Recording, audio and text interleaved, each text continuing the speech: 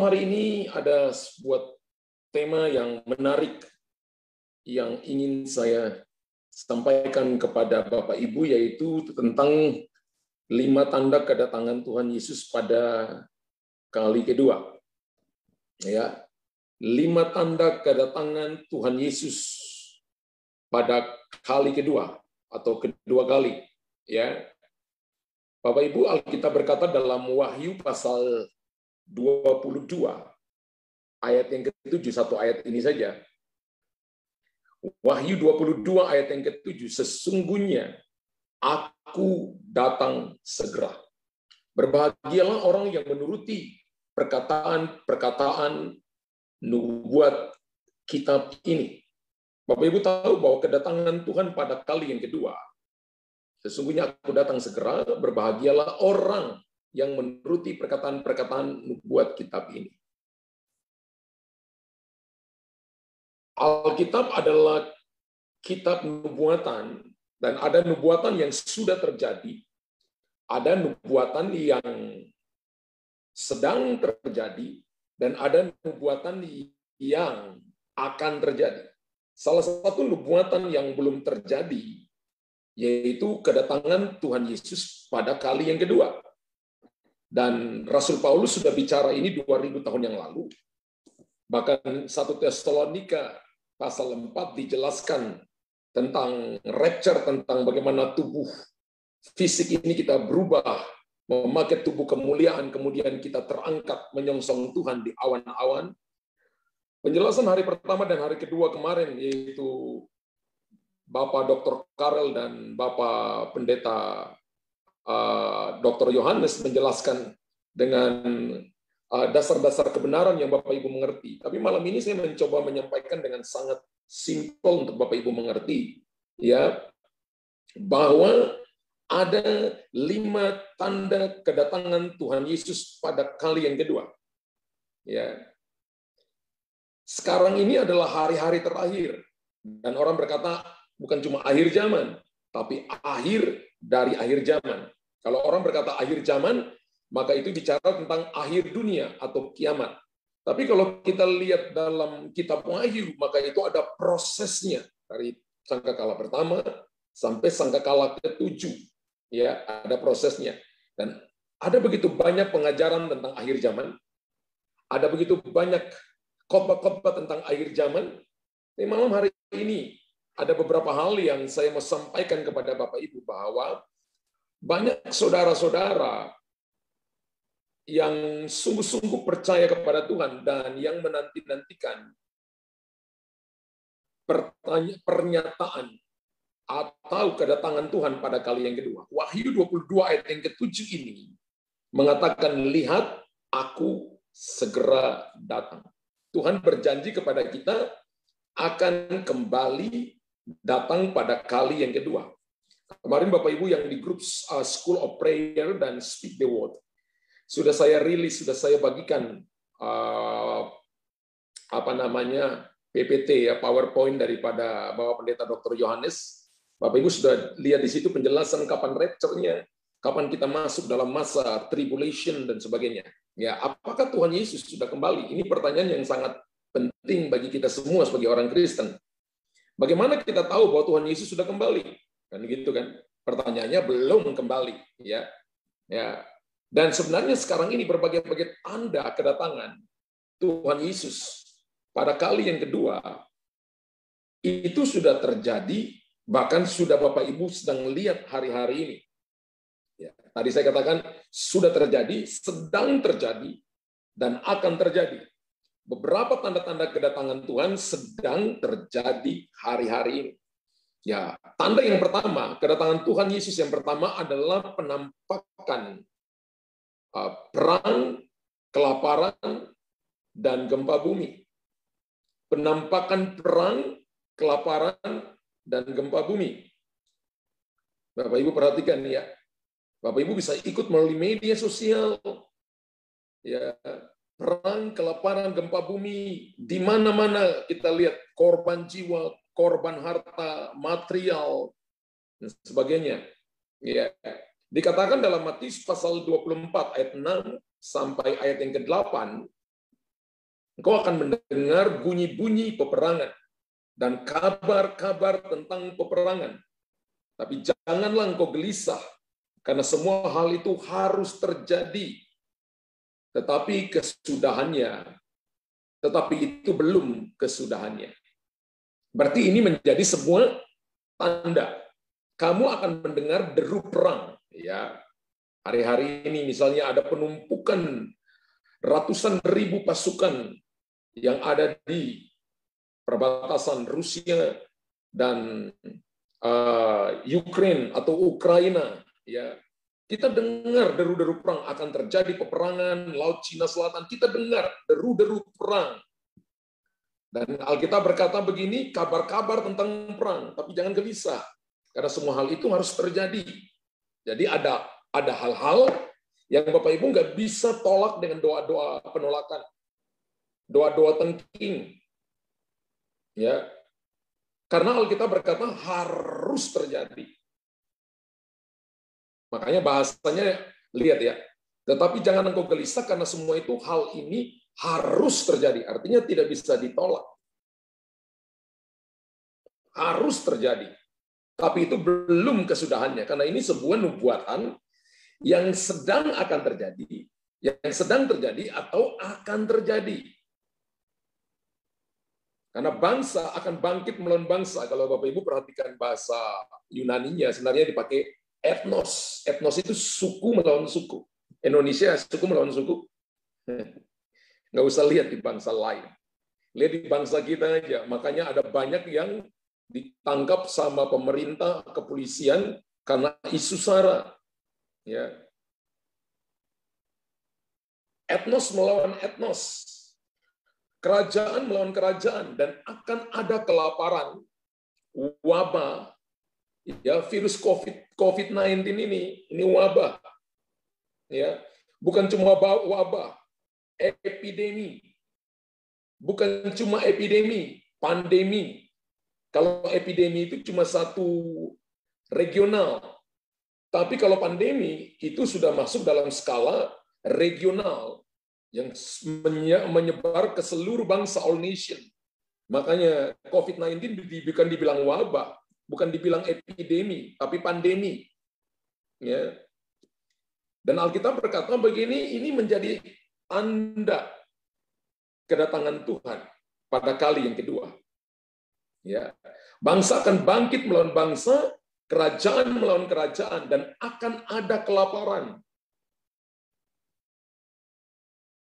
Sebab bangsa akan bangkit melawan bangsa dan kerajaan melawan kerajaan, akan ada kelaparan dan gempa bumi di berbagai tempat. Semua ini adalah awal daripada penderitaan. Bencana yang telah terjadi di seluruh dunia dalam beberapa tahun terakhir, kalau Bapak Ibu lihat intensitasnya semakin parah. Itu bumi sedang kontraksi seperti wanita yang lagi melahirkan. Kontraksi apa? Melahirkan bencana.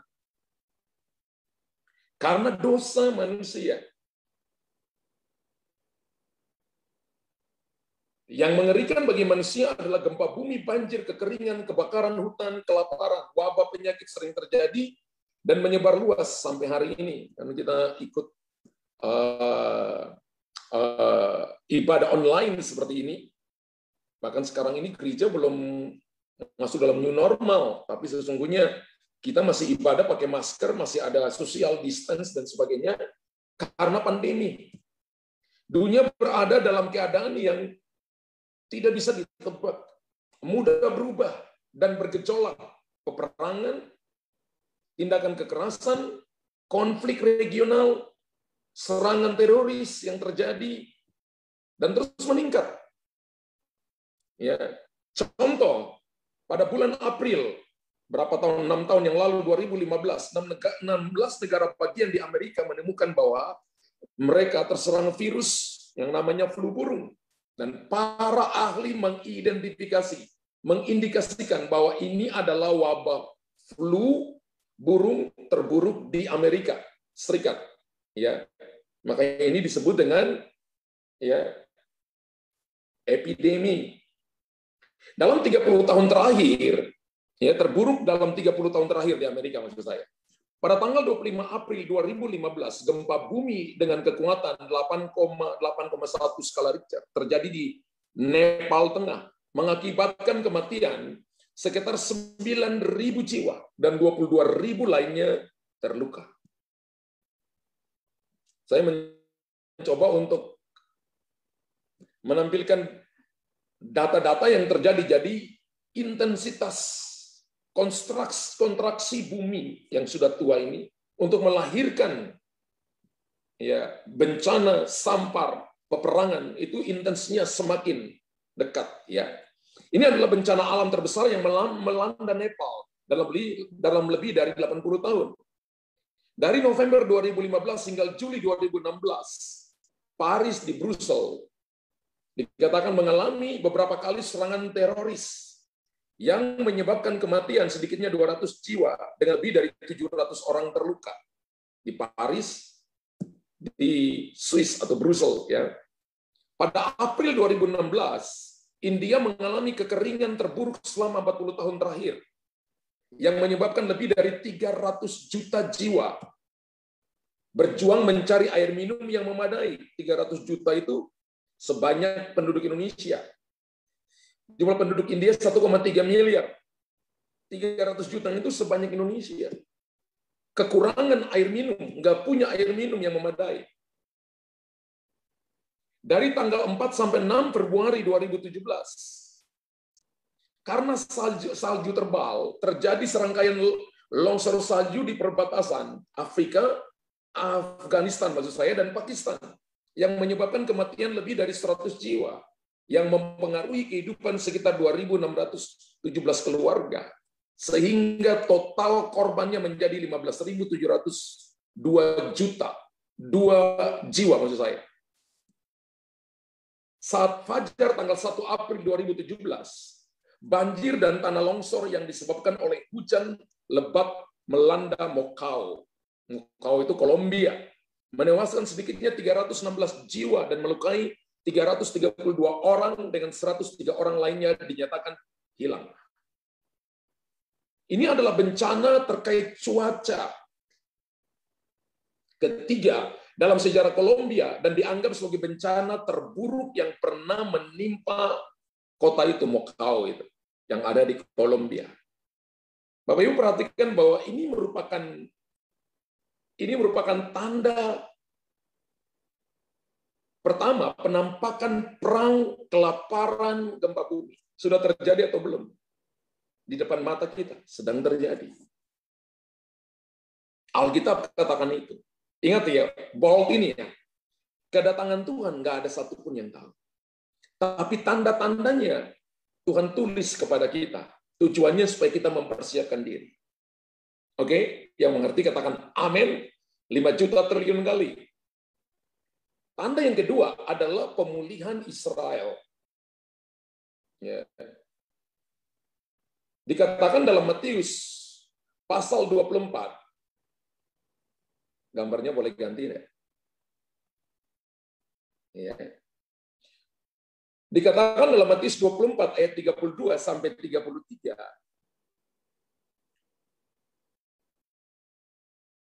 Matius pasal 24, 32 sampai 33, tariklah pelajaran dari perumpamaan tentang pohon ara. Apabila ranting-rantingnya melembut dan bertunas, kamu tahu bahwa musim panas sudah dekat. Demikian juga kamu, jika kamu melihat semuanya ini, ketahuilah bahwa waktunya sudah dekat, sudah di ambang pintu. Ya.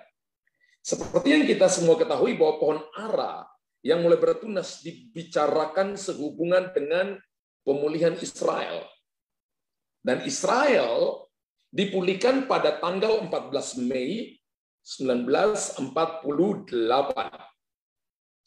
Ya, 14 Mei 1948.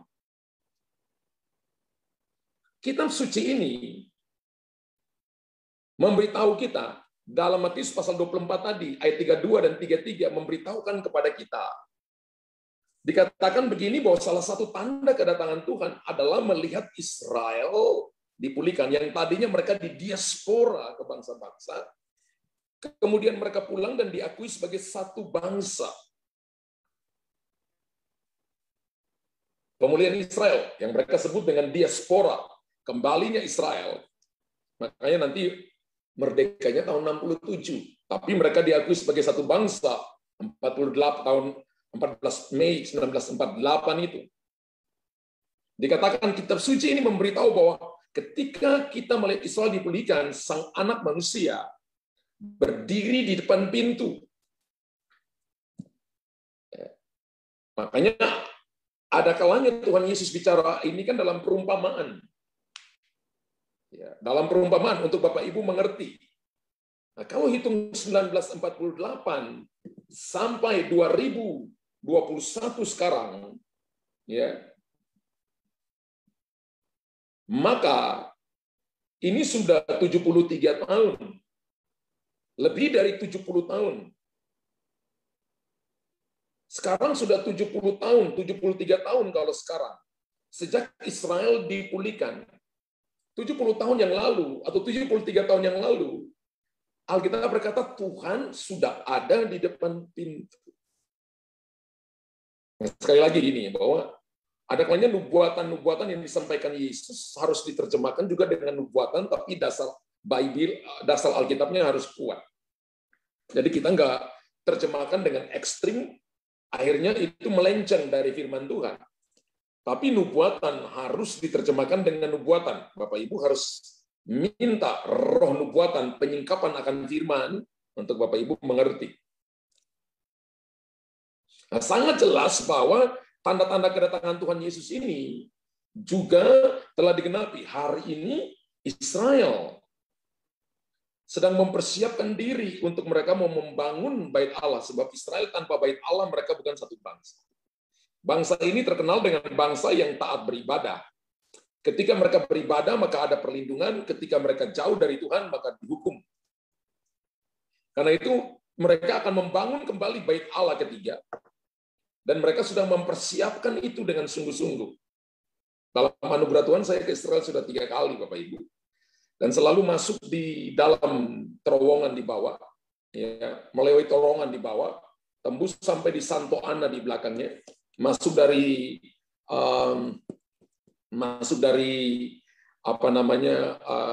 tembok peratapan, kemudian tembus sampai di Santo Ana di belakang, kemudian jalan salib. Dan kalau Bapak Ibu ke sana, ya terakhir itu guide kita bilang gini bahwa memang mereka sedang membangun dari bawah ke atas bait Allah. Tapi kan tidak ada yang tidak diakui. Tapi kalau Bapak Ibu lihat bahwa di bawahnya kita jalan di atas kaca, di bawahnya mereka sedang menggali-gali. Ditemukan batu yang panjangnya bisa 25 meter, beratnya itu bisa 19 sampai 25 ton satu batu. Batu-batu asli yang Salomo angkut dari gunung apa di sana itu, di bagian Turki di sana itu. Dan kalau Bapak Ibu perhatikan baik-baik bahwa pemulihan atas bangsa ini sedang terjadi hari-hari ini. Disebut Aliyah, di mana mereka yang di diaspora kembali ke negeri mereka, yaitu Israel. Makanya Bapak Ibu lihat begini, di Israel bagian utara selalu terjadi pergolakan di situ. Karena mereka sedang membangun.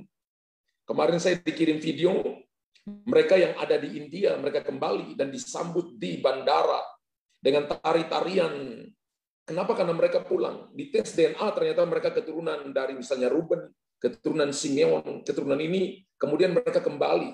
Padahal itu sudah bergenerasi mereka tinggal di India. Sekarang dipanggil pulang, saudara. Dan itu menjadi salah satu tanda kedatangan Tuhan pada kali yang kedua. Sudah terjadi belum? Sedang terjadi. Yang ketiga, Injil akan dikhotbahkan di seluruh penjuru dunia. Injil akan dikhotbahkan di seluruh penjuru dunia. Dikatakan dalam Matius pasal 24 ayat 14. Dan Injil kerajaan ini akan dikhotbahkan di seluruh dunia sebagai kesaksian kepada seluruh bangsa, dan baru akan tiba kesudahannya. Garis kata kesaksian bagi semua bangsa, bukan pribadi saya, bukan pribadi ya, bangsa. Kira-kira bangsa mana di dunia yang belum kenal Injil hari ini? Rasanya semua bangsa di dunia dengan media online seperti ini, saya khotbah, Ibu Liliana masih nonton dengar di Sydney. Ibu Mondang dan teman-teman Cisiang dengar di Amerika. Ya. Ibu Esther 7 dengarnya di Amerika. Beberapa teman-teman dengarnya di Kuala Lumpur, ada yang Singapura, ada yang Thailand, ada yang di Euro, ada yang di Prancis. Dengar. Alkitab katakan begini, bahwa Injil Kerajaan ini dikhotbahkan di seluruh dunia. Jadi bukan harus semua pribadi dengar, tapi semua bangsa. Ya. Kepada seluruh bangsa, nation, baru akan tiba akhirnya. Berarti bahwa ketika seluruh dunia telah mendengar Injil Tuhan Yesus, maka kita tahu bahwa Kristus akan segera datang pada kali yang kedua. Jadi bukan berarti setiap orang telah mendengar Injil ya, tapi setiap bangsa yang sudah menerima Injil. Indonesia sudah menerima Injil, sekalipun kita bukan mayoritas, sudah ada Injil. Amerika, China, apa sudah menerima Injil? Ada Injil di sana. Saya dengar berita terakhir sekarang ini kekristenan di sana bertumbuh dengan luar biasa, antara 180 sampai 200 juta orang. Injil bertumbuh dengan luar biasa. Taiwan, apalagi Uni Soviet, ya kapalnya saja nama Santo Anna, misalnya seperti itu ya. Padahal negara komunis, tapi nama kapal perangnya namanya Santo Anna. Ya. Ketika Tuhan Yesus menyelesaikan tugasnya, tugas penebusannya di atas kayu salib, maka Roh Kudus dikirim untuk membimbing murid-murid, membimbing para rasul, membimbing saudara dan saya yang menerima Yesus untuk memberikan kesaksian, bersaksi kepada banyak orang bahwa Yesus adalah juru selamat. Makanya tadi malam dijelaskan begini, tanpa orang kenal Yesus, maka tidak ada keselamatan. Titik, nggak ada koma di situ. Ya. Sesaleh-salehnya kita, dalam tanda petik agama yang kita punya, tanpa kita mengakui Yesus, karena Yesus datang bukan untuk satu agama, dia datang kepada semua orang. Katakan amin 5 juta triliun kali. Maka tugas kita adalah supaya Injil Tuhan ini disebarkan melalui saluran seperti radio, internet, Zoom sekarang ini, media-media Facebook, media-media apalagi Instagram, ya. Bapak Ibu bisa sebarkan, ada kalanya mungkin ayat-ayat firman Tuhan, kesaksian-kesaksian yang pendek, tapi orang bisa melihat Tuhan di situ lalu percaya berbalik kepada Tuhan. Nah, Kristen harus menjadi jawaban bagi banyak orang. Ingat bahwa Yesus tidak datang mendirikan agama. Yesus datang supaya semua orang mengalami pribadi Yesus. Mengalami dia secara pribadi, encounter with God, perjumpaan pribadi dengan Tuhan. Jadi kekristenan bukan agama, tapi kekristenan adalah perjumpaan pribadi kita dengan Tuhan. Bapak Ibu perhatikan di all nation ini banyak agama, banyak negara maksud saya, menggunakan agama Kristen ini sebagai agama nasional mereka. Nah, orang Kristen juga yang sudah menyebar ke seluruh dunia, bahkan yang sudah banyak menerima Injil Tuhan, misalnya di Tiongkok, yang dikuasai oleh partai ateis, Injil penebusan Yesus sudah lama ada di sana. Amin. Coba Bapak Ibu renungkan.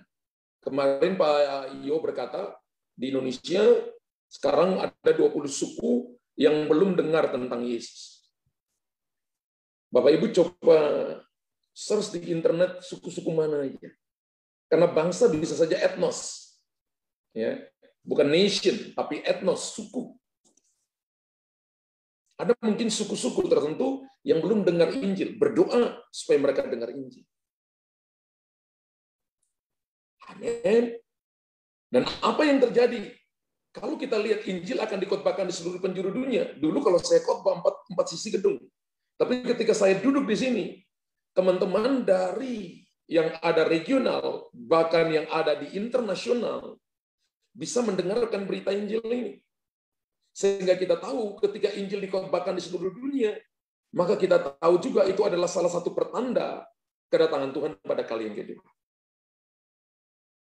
Jadi ini sedang proses. Jadi kalau kedatangan Tuhan adalah begini, akhir zaman adalah proses di mana kita sedang menuju kepada kesudahan, dan puncak dari segala sesuatu adalah pernikahan, perkawinan anak domba itu. Haleluya. Amin. Yang keempat, Bapak Ibu,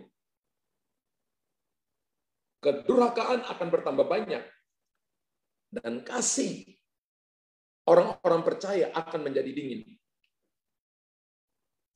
Kedurhakaan, pemberontakan akan menjadi bertambah banyak. Dan kasih orang-orang percaya akan menjadi dingin. Sekarang ini ada berita yang lagi viral adalah sosok wanita pengirim sate beracun sianida di mata ayah. Baru beberapa hari yang lalu. Ceritanya karena pacarnya itu nikah dengan orang lain, sakit hati, lalu jauh-jauh hari dia beli sianida itu dari media online, sianida padat, lalu dia campur dengan sate, kirim. Ternyata pengirimannya katanya salah alamat, ada anak kecil yang makan dan mati. Kedurhakaan menjadi sangat banyak. Orang bunuh orang jadi biasa. Dan kasih orang percaya menjadi dingin. Dan karena makin bertambah kedurhakaan, maka kasih kebanyakan orang menjadi dingin. Dulu kalau ketemu orang salaman, sekarang kalau ketemu orang kasih begini. Atau kasih kepalan. Dulu tunjuk kepalan begini, ajak bertengkar. Sekarang kepalan begini, berpikirnya sahabat. Dulu bisa cipika-cipiki, sekarang mikir, apakah dia orang yang kena virus atau tidak. Ya. Lama-lama kasih kebanyakan orang, biasanya nggak ketemu, nggak apa-apa. Nggak salaman, nggak apa-apa. Sekarang ngomong harus pakai jarak. Kalau ngomong dengan aku jaraknya 2 meter dong.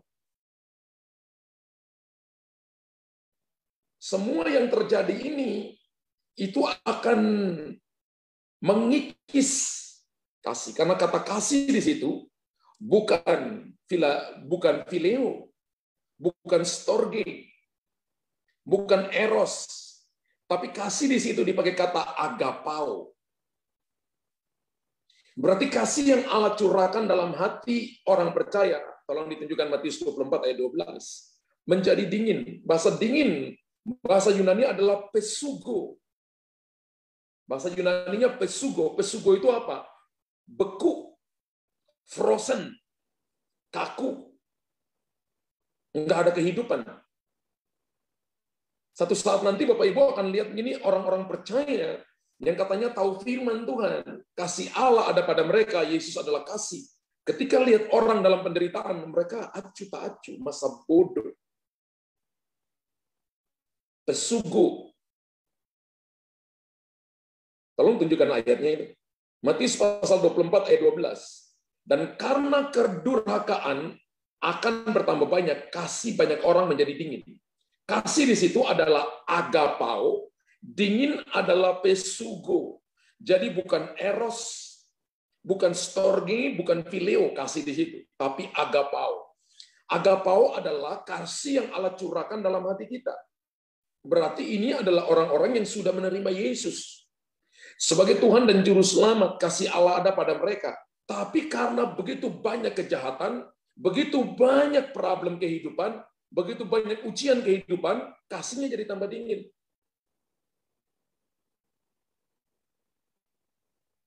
Mereka cuek dengan kehidupan orang lain. Dia hanya pikir dirinya sendiri. Kedurhakaan sekarang meningkat di dunia, termasuk di dalam kekristenan.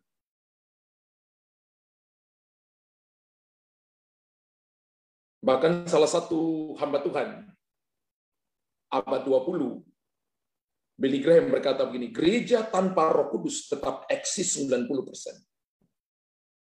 Ulangi ya, gereja tanpa Roh Kudus tetap eksis 90%. Kenapa? Sudah ada liturginya. Tanpa Roh Kudus pun ibadah tetap jalan. Berarti gereja yang hanya mengandalkan Roh Kudus hanya 10%. Kalau saya bicara gereja, bicara tentang pribadi, karena kita ini adalah gereja yang kudus gereja itu adalah personal, pribadi.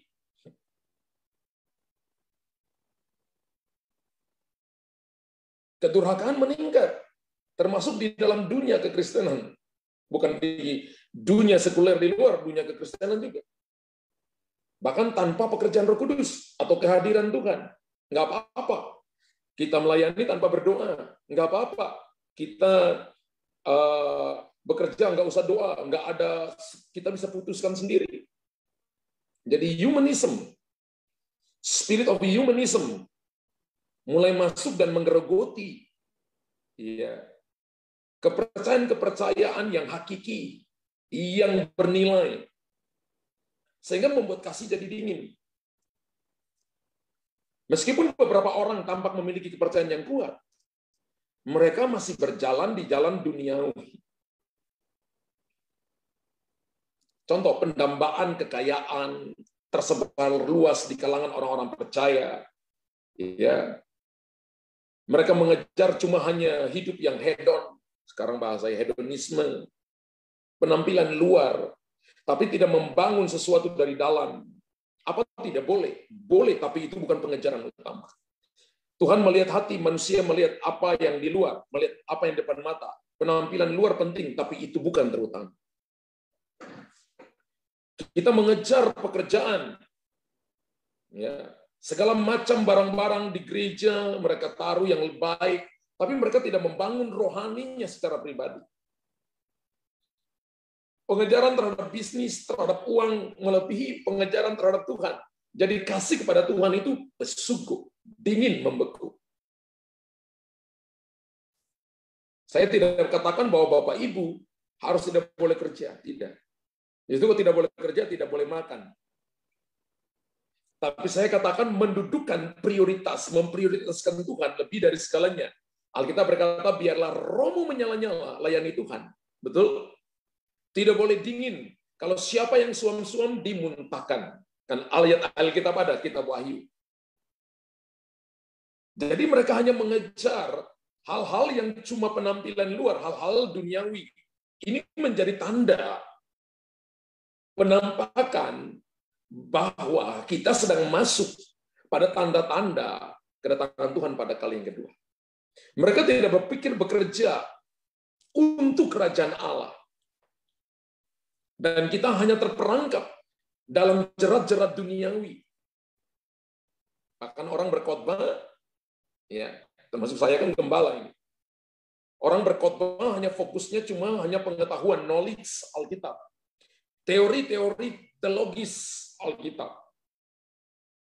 Tapi relevansi daripada itu kita nggak lakukan. Sama seperti gini, saya nggak tahu berenang, tapi saya ngajar orang berenang. Oh, gaya bebas itu begini, begini, begini. Tapi ketika saya turun di dalam air, saya tenggelam. Karena teori yang saya pakai tidak bisa saya praktekkan.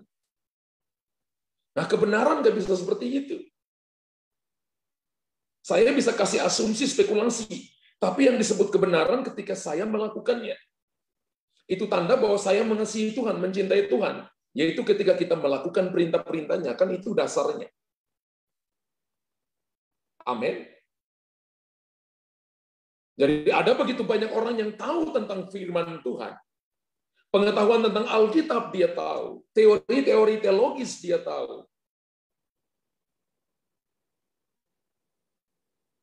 Tapi mempraktikkan apa yang dia tahu, sulit. Dia bicara tentang kasih, tapi dia sulit mempraktekkan kasih. Dia pikir kalau kasih itu hanya memberi, padahal kasih itu juga ada disiplinnya. Bahkan lebih daripada itu adalah kita tidak bisa memimpin orang-orang yang tersesat untuk reposisi, untuk mereka kembali kepada jalan benar. Beberapa kali saya pernah buat sebuah pernyataan di sini bahwa gereja bukan cuma tempat kumpul orang benar, tapi gereja adalah bengkel. Kalau ada orang salah, gereja bukan tempat penghakiman, tapi gereja adalah tempat di mana orang datang, mereka dibasuh oleh firman. Firman Tuhan itu kan fungsinya deterjen. Adalah sebagai penghilang noda, tapi juga mencuci kita bersih. Air jernih itu firman. Tapi juga penghilang noda. Gereja bukan tempat penghakiman. Harusnya setiap kali orang datang kepada Yesus melalui gereja atau rumah Tuhan, mereka tidak tertuduh. Ketika Yesus ada di dunia ini, ketika seorang perempuan yang berdosa tertangkap berzina, hukum Taurat berkata dilempari dengan batu. Tapi ketika berhadapkan kepada Yesus, Yesus tidak menghakimi dia. Yesus hanya menulis di atas tanah. Harusnya prinsip itu kita adopsi. Bahkan bukan cuma adopsi, harus mimetos. Mimetos itu meniru. Kekristenan itu kan meniru cara hidup Tuhan. Bahasa Yunaninya itu mimetos. Meniru. Menduplikasi. Yes. Dengan cara begitu kita bisa memahami kehendak Tuhan. Makanya ketika kita punya motivasi yang salah dalam khotbah, kalau misalnya contoh misalnya gini, saya tidak menyerang siapapun. Contoh, saya hamba Tuhan juga butuh uang, contoh. Karena itu dipakai pelayanan. Tapi kalau khotbah terus cuma duit, dan saya tidak memakai itu untuk extending the kingdom, tapi memperkaya diri sendiri, itu salah. Itu keliru. Kok nggak ada yang amin? Nggak ada yang amin 5 juta triliun kali. Ya. Amin. Sehingga kita tidak mengarahkan orang yang mendengarkan kita. Dari sisi pengkhotbah, hanya pengetahuan Alkitab. Hanya dari teologi, hanya dari ilmu-ilmu teologi, teori-teori teologis. Karena bagi saya itu hanya mengisi knowledge. Dalam anugerah Tuhan, saya sedang ambil program doktoral, dan saya lihat pelajaran-pelajarannya. Wow, kalau kita nggak punya dasar-dasar Alkitabiah yang kuat, Bapak Ibu terseret karena ada filsafatnya. Ya, sekarang ini kita sedang ajarin ilmu filsafat, karena semuanya sampai hanya di pengetahuan. Mengukur Tuhan dengan pengetahuan, apakah bisa? Tidak bisa. Apakah kita bisa menalar Tuhan? Jawabannya tidak bisa. Karena pikiran manusia terbatas, makanya teologi. Theo, itu bahasa Yunani adalah Allah. Logi, dari logos, yaitu ilmu. Ilmu yang mempelajari Allah. Apa bisa kita pelajari Allah? Sangat besar. Nggak bisa juga. Tapi sebuah pewahyuan yang kecil, itu sanggup merubah kita. Jadi pengetahuan tidak merubah manusia. Pengetahuan hanya bisa memperbaiki yang kita lihat di luar, tapi tidak merubah apa yang di dalam. Ada orang-orang pintar, tapi korupsi. Ada orang-orang pintar, tapi mereka buat sesuatu untuk membunuh orang lain, menghancurkan bangsa. Yang lahir karena pengetahuan. Tapi pewahyuan selalu membangun. Berarti apa kita nggak perlu belajar? Belajarlah yang pintar, tapi pakai kepintaran itu memuliakan Tuhan.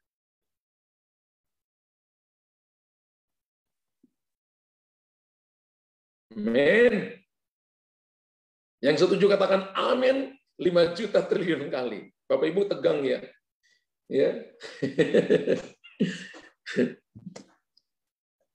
Maka dari itu Bapak Ibu, kita harus mengarahkan orang-orang yang mendengar kita untuk kembali back to Bible. Untuk kembali reposisi mind and my heart. Reposisi pikiran, reposisi hati kita. Amin. Karena misalnya begini, gereja lokal yang Tuhan percayakan, saya gembalakan, itu bukan milik saya cuma kacungnya Tuhan. Saya nggak boleh bangun geng bahwa gereja saya yang paling benar, dan gereja sana tidak benar. Kita nggak boleh bangun geng-geng rohani, atau memecah belah gereja satu dengan gereja yang lain. Ketika gereja satu diberkati, kita mulai menghakimi gembalanya. Kita mulai menghakimi, bukan seperti itu. Namanya pesugo. Harusnya ketika kita lihat teman-teman kita diberkati, kita bersuka cita dengan mereka. Bila perlu kirim kue, kirim parcel buah kepadanya. Ketika Anda memberkati orang diberkati, Anda diberkati. Bukan cemburu. Yang ada adalah kita cerita. Jangan. Tindakan-tindakan jahat seperti ini, Bapak Ibu pikir biasa, tapi itu menjadi salah satu tanda kedatangan Tuhan. Sehingga akhirnya gereja-gereja, pelayanan-pelayanan menjadi tandus. Karena yang kita sodorkan adalah hal-hal yang cuma duniawi, bungkus dengan firman Tuhan. Karena pesugo kasih semakin dingin.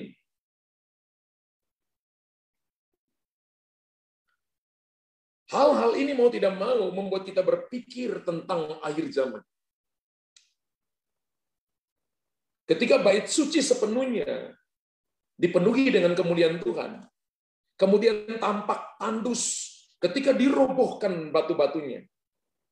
Dan itu dibakar sama Jenderal Titus yang dari Romawi, dicungkil batu-batunya, emasnya diambil. Itu kan Salomo bungkus batu-batunya dengan emas, emasnya diambil. Kemudian Alkitab berkata, Yesus bernubuat, tidak ada satu batu yang akan bertumpuk pada batu yang lain.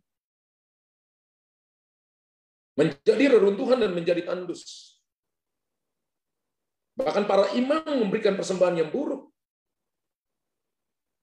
Dan bait suci menjadi tempat dagangan, menjadi pasar. Apakah hari-hari ini, gereja-gereja saat ini, bait suci pada saat ini, identik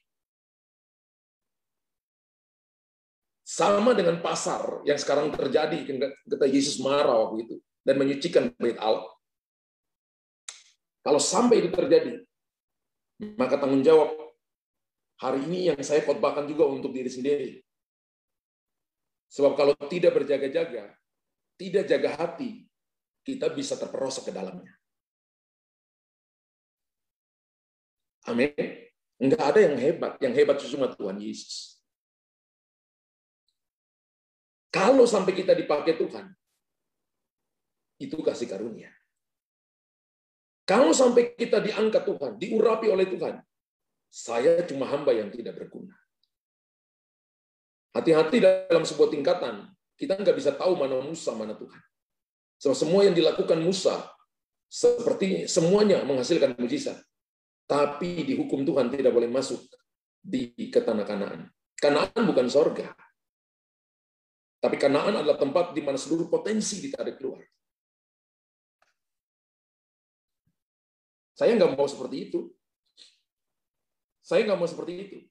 Saya mau tetap ada dalam rule-nya Tuhan. Sekalipun orang berkata kuno, sekalipun orang berkata kaku, tapi mendingan saya menunggu apa yang Tuhan katakan baru saya lakukan.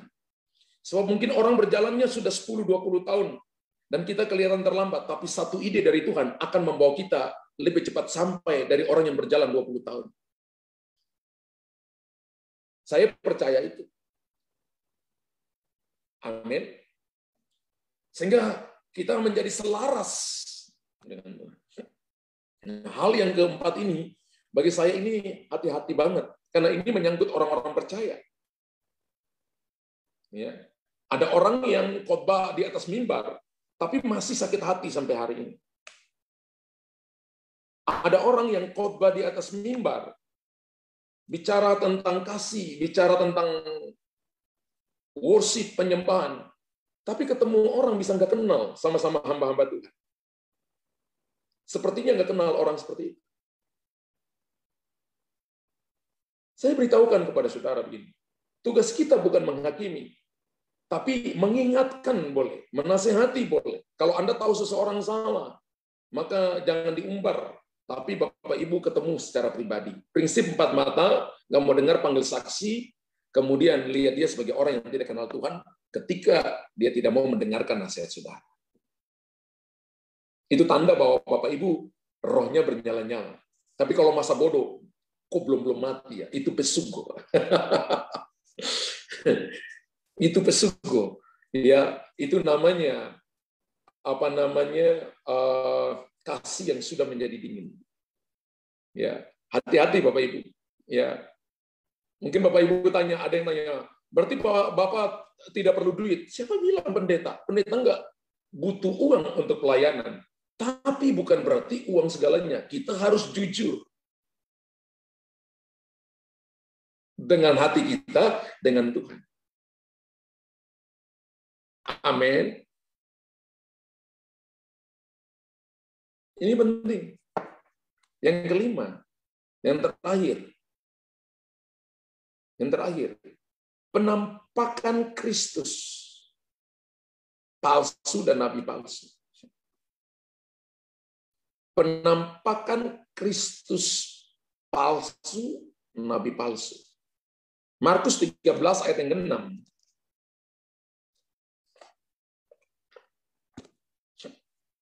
Di mana ada yang original, maka di situ juga ada yang false. Ya, ada yang palsu juga. Markus 13 ayat 6.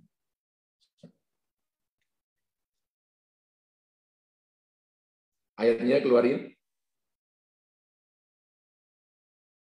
Akan datang banyak orang dengan memakai namaku dan berkata, akulah dia. Dan mereka akan menyesatkan banyak orang. Bahkan dikatakan ada ayat firman Tuhan yang paralel dengan ini. Banyak orang akan datang atas namaku dan berkata, aku adalah Kristus. Dan mereka akan menyesatkan banyak orang. Coba lihat Matius 24 ayat 24. Karena akan bangkit Mesias palsu. Sebab Mesias palsu bukan cuma satu Mesias, tapi lebih dari satu. Sebab Mesias palsu, nabi-nabi palsu akan muncul. Dan mereka akan mengadakan tanda-tanda yang dahsyat dan mujizat-mujizat, sehingga sekiranya mungkin mereka menyesatkan orang-orang pilihan juga.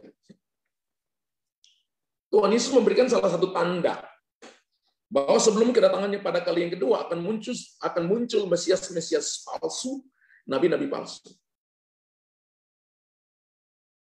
Bapak Ibu perhatikan baik-baik. Pernah di beberapa negara di Asia ada yang mengaku bahwa dia Mesias.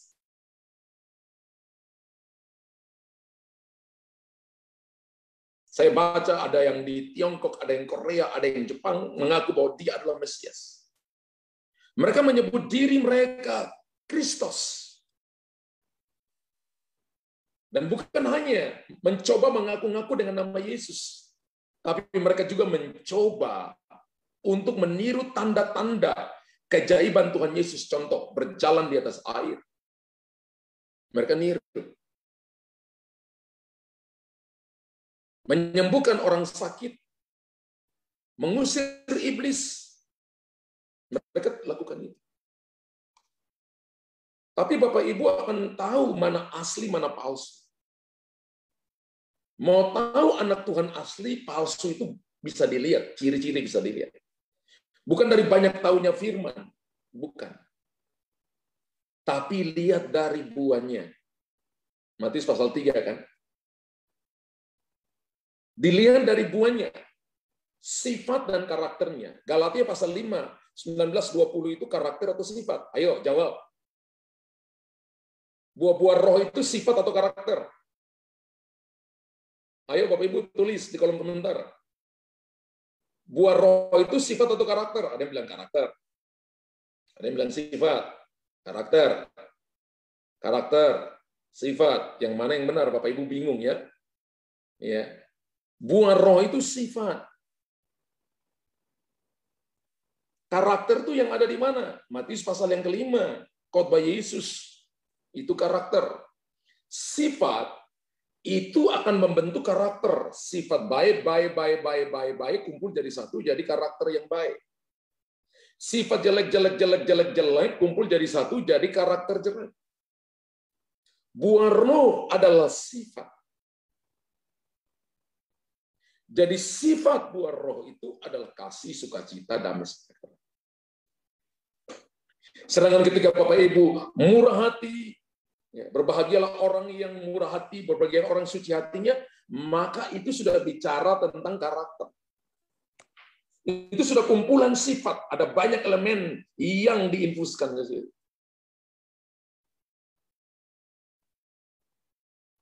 Haleluya. Dan penampakan begitu banyak Kristus palsu, Mesias palsu, kita dapat melihat juga bahwa mereka melakukan beberapa nubuatan. Beberapa mujizat mereka lakukan. Bahkan ada yang berkata begini, kok seperti yang dilakukan Yesus. Tapi kembali Bapak Ibu, lihat dari buahnya, karakternya. Kalau misalnya dia lakukan mujizat, tapi hidupnya amburadul. Kalau berkeluarga, hidupnya tidak mengasihi istri, tidak mengasihi anak-anak, jangan percaya. Makanya ukuran melihat kita ini anak Tuhan tidak diukur dengan karunia, tapi diukur dengan karakter. Apakah karunia nggak boleh? Boleh. Tapi kalau pengejaran akan karunia melebihi karakter, maka kita akan jadi sombong. Pengejaran karakter tidak meninggalkan karunia, maka itu seperti sebuah kematian rohani. Maka harus seimbang. Karakter satu takaran karakter, satu takaran karunia digoncangkan, dipadatkan, jadi powerful. Harus balance atau harus ada dua pasang seperti sepasang sayap Raja Wali baru terbang tinggi. Jika kita mengambil inisiatif untuk mencari, tahu dan menyelidiki apa yang harus kita lakukan, maka bisa tahu ciri-ciri Mesias palsu ini. Dikatakan begini, bahwa seperti tadi, ketahuan, mereka hanya melakukan, sekalipun kelihatannya mujizat yang mereka lakukan, mujizat yang dahsyat, ciri utama dari Kristus palsu atau Mesias palsu adalah beberapa tanda keajaiban sederhana yang mereka lakukan dan mengkhotbahkan kekeliruan yang tampak benar, tapi yang sebenarnya menyesatkan dan menipu orang-orang percaya. Hati-hati Bapak Ibu ya. Penyingkapan kebenaran yang ekstrim. Contoh seperti Kisah Rasul pasal yang kedua, ayat 43-44 kalau nggak salah itu. Kepunyaan mereka kepunyaan bersama. Itu diterjemahkan oleh orang-orang New Age Movement. Bukan cuma rumah bersama, mobil bersama, harta bersama, tapi istri suami bersama juga. Diterjemahkannya ekstrim. Karena diterjemahkannya ekstrim, maka itu menjadi sebuah pergerakan yang namanya New Age Movement. Ini terjemahannya jadi ekstrim, kepunyaan bersama, istrinya ini punyanya saya juga, suaminya punya saya juga. Itu pergerakan New Age Movement. Pakai firman Tuhan, bungkus firman Tuhan, tapi menerjemahkannya dengan ekstrim. Hati-hati Bapak Ibu. Penyesatan sudah ada. Sudah ada. Mereka seperti ini tidak dapat mengungkapkan kebenaran.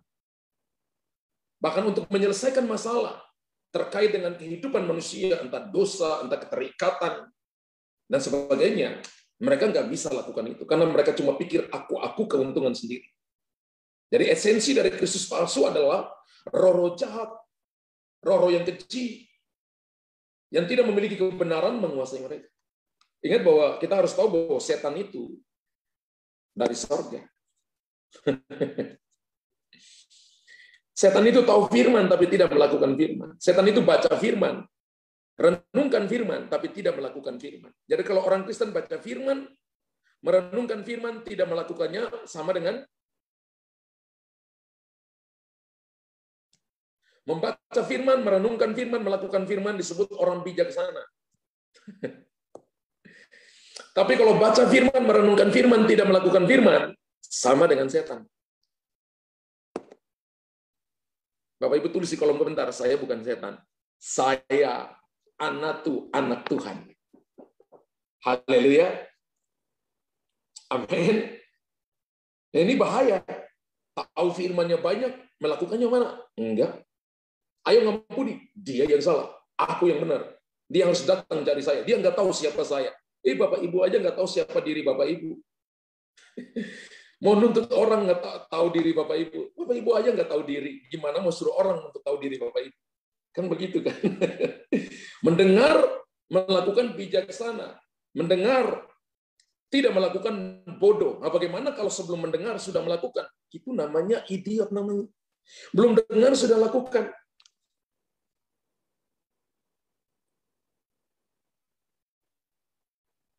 Jadi prinsipnya untuk membedakan Kristus palsu dan Kristus sejati di situ.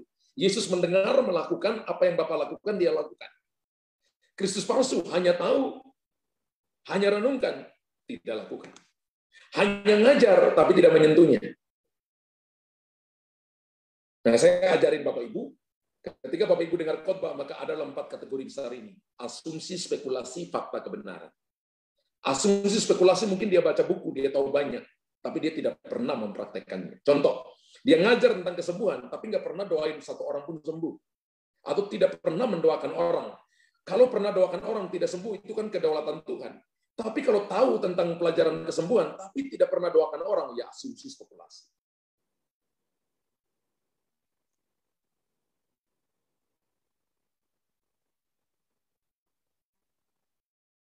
Mesias sejati adalah begini, dengar, lakukan. Anak-anak Tuhan itu dengar, lakukan.